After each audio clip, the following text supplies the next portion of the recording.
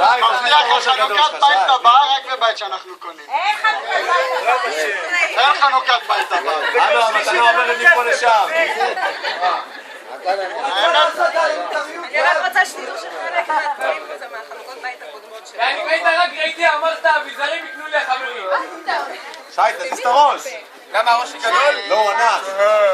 האמת אני אומר את זה כי כמה, 90% מכם הייתם גם לפני שנתיים בחנוכת בית שלי. באמת? בשדרות עם ממש. לא. כן, בשדרות.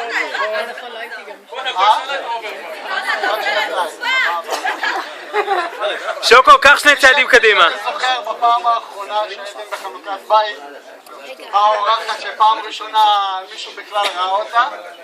זוכרת? אז אחרי שכולכם התפזרתם והלכתם ולכלכתם, אז אנחנו התחלנו לשטוף את הבית. זה חוזרת, אני עושה שעות נוספות. ואחרי שניקינו את הבית אמרתי לה, תשמעי, לא יפה, בוא נעדכן בפייסבוק שאנחנו בריליישנשיפ, כי אם זה לא בפייסבוק זה לא קיים. והיום אחרי שתלכו וזה ותלכלכו, אז אני מבקש ממנו עוד פעם לעדכן את הריליישנשיפ שלה.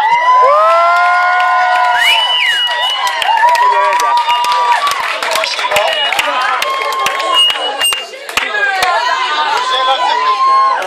יונה ביינה!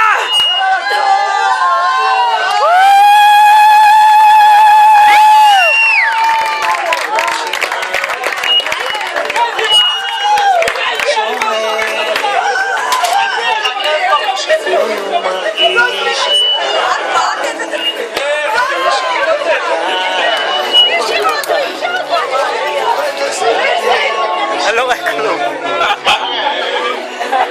למה זמן לוקח לנו לעצור את הטלפון?